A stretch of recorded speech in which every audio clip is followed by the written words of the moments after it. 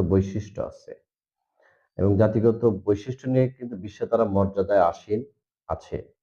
তো বাংলাদেশ একটি জাতিরাষ্ট্র, জাতীয়তাবাদী মুক্তি সংগ্রামের মাধ্যমে এই রাষ্ট্র প্রতিষ্ঠিত হয়েছে।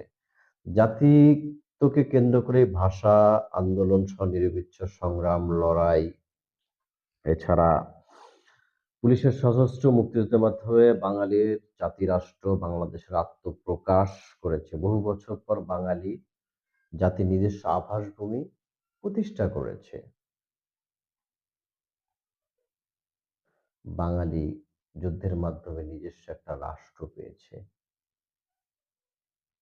এটা কি অস্বীকার করতে পারবেন? নাকি আপনারা মুক্তিযুদ্ধটাকে মুছে দিতে চাচ্ছেন? সেটা কি সম্ভব? ২৪ থেকে ৭১ এর সমপর্যায়ে অবশ্যই ২৪ একটা গণঅভ্যুত্থান হয়েছে স্বীকার করি। কিন্তু গণঅভ্যুত্থান আর মুক্তিযুদ্ধ কি এক?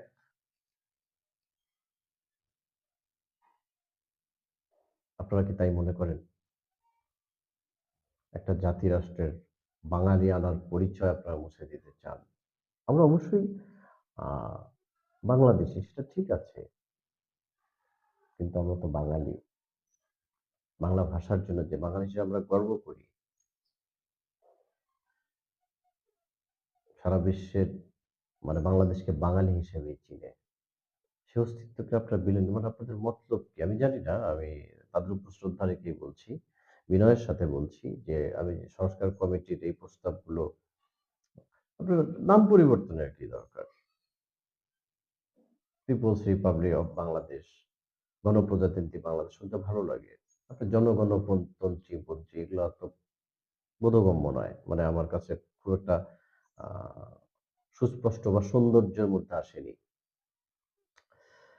এখন সে যে বাঙালি জাতি এত মহান যুদ্ধ করে মুক্তিযুদ্ধের মাধ্যমে নিজের ভাষাকে established করলো, বাঙালি জাতি যুদ্ধ করলো।